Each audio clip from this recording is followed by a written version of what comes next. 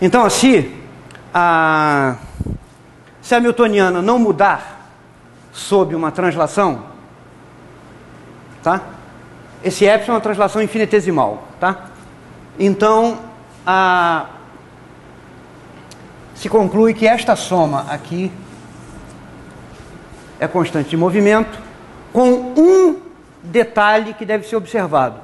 Esses P's aqui são os momentos canônicos conjugados aos R's, que podem não coincidir com o momento linear. Se a lagrangiana, que dá origem a essa hamiltoniana, for da forma usual, L igual a T menos V, onde V é um potencial que só depende das coordenadas, esse resultado é o mesmo da formulação lagrangiana, e esses P's serão as componentes do momento linear, cada PK será o momento linear da késima partícula.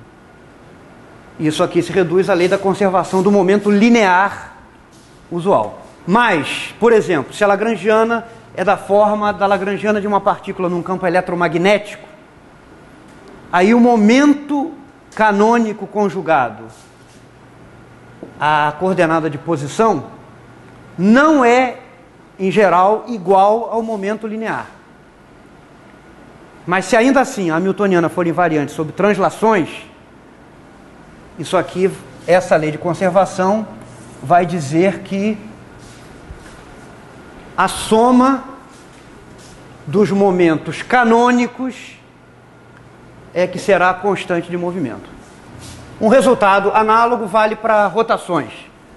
Se a hamiltoniana for invariante sobre rotações, só que agora no caso de rotações, tanto os R's quanto os P's são transformados, porque uma rotação afeta todos os vetores envolvidos. Uma rotação dos eixos afeta todos os vetores do sistema físico.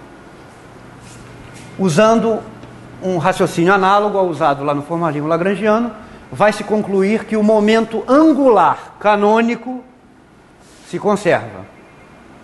Ou seja, uma expressão assim: soma de RK vezes PK, e isso será constante de movimento.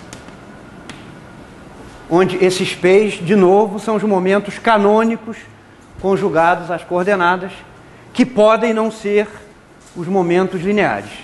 De novo, se a lagrangiana é da forma T menos V, onde V é um potencial usual que só depende das posições, esse PK será o momento linear da késima partícula, e isso aqui será a expressão usual do momento angular.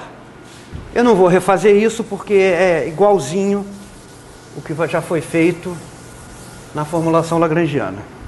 Mas eu quero me deter mais a um terceiro resultado, é que diz o seguinte: se H não depende explicitamente do tempo, então H é constante de movimento. Se a lagrangiana não depende explicitamente do tempo, a hamiltoniana também não depende. Não sei se vocês se lembram, nós obtivemos uma equação que relaciona a derivada parcial da hamiltoniana com a derivada parcial da lagrangiana. Então, se a lagrangiana não depende explicitamente do tempo, se isso aqui é zero, o H também não depende explicitamente do tempo, tá? E nesse caso, como a hamiltoniana tem o mesmo valor que aquela função H minúsculo, né? E nós sabemos que essa função H minúsculo é constante de movimento quando a lagrangiana não depende explicitamente do tempo, é chamada integral de Jacobi. Então, se L não depende explicitamente do tempo, H minúsculo é constante, portanto H maiúsculo é constante, mas L não depender explicitamente do tempo é a mesma coisa que H não depender explicitamente do tempo. Embora o resultado não seja novidade, vale a pena demonstrar sua validade diretamente no contexto das equações de Hamilton. Suponha que nada disso aqui seja sabido, né? e seja feita essa afirmação. Como é que é possível demonstrar esse resultado? Apenas com base nas equações de Hamilton, sem se referir ao formalismo lagrangiano. A demonstração é baseada num cálculo direto. Dizer que H é constante de movimento é dizer que sua derivada total em relação ao tempo é zero. Então, calculemos a derivada total de H em relação ao tempo. A derivada total de H em relação ao tempo, olha, como, em geral, H é uma função das coordenadas, momentos e tempo, a derivada total de H em relação ao tempo, pela regra da cadeia, é soma de derivada de H em relação a QI, dQI dt, mais derivada de H em relação a PI, dPI dt, mais a derivada parcial de H em relação ao tempo. Isso é a derivada total de uma função que depende do tempo, através da dependência temporal dos Qs, dos Ps e de uma possível dependência explícita no tempo. Mas pelas equações de Hamilton, dQi dt, que é a mesma coisa que QI ponto, é a derivada parcial de H em relação a PI. dPi dt, que é PI ponto, é menos derivada parcial de H em relação a QI. Vamos substituir isso lá. A derivada total de H em relação ao tempo será a soma de dQi dt, é a derivada de H em relação a PI, mais dH dPi, que tem que ser multiplicado por menos d-ROM de H, d-ROM de QI, mais... O que acontece com esses termos aqui entre parênteses? Isso aqui é igual a isso. Todos esses termos entre parênteses são zero. Então, nós ficamos com a conclusão que a derivada total de H em relação ao tempo é igual à derivada parcial de H em relação ao tempo. De modo que, se a newtoniana não depende explicitamente do tempo, se essa derivada parcial é zero, isso implica dH dt igual a zero, implica H constante de movimento. Então, se a hamiltoniana não depende explicitamente do tempo, ela representa uma quantidade conservada. Agora, eu quero chamar atenção para o seguinte. Na maioria dos casos, a hamiltoniana representa a energia total do sistema.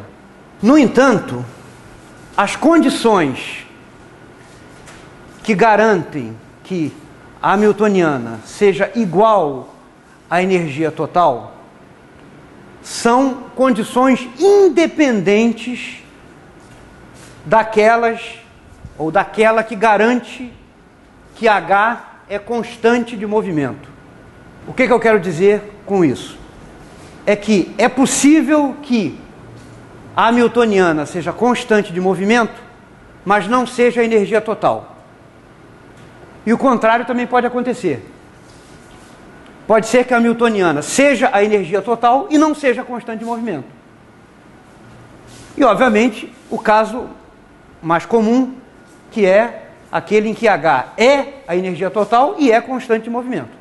Então, para deixar claro para vocês de que as condições que garantem que H é igual à energia total e as condições que garantem que H é constante de movimento são independentes, eu gostaria de discutir dois exemplos, no primeiro dos quais H é constante de movimento, mas não é energia. E no segundo, H é a energia, mas não é constante de movimento. Para mostrar que todas as condições, todas as alternativas são possíveis. Então, para chamar a atenção, né? Pode acontecer de H ser constante, mas H não ser igual à energia. E também pode acontecer de H ser igual à energia, mas não ser constante.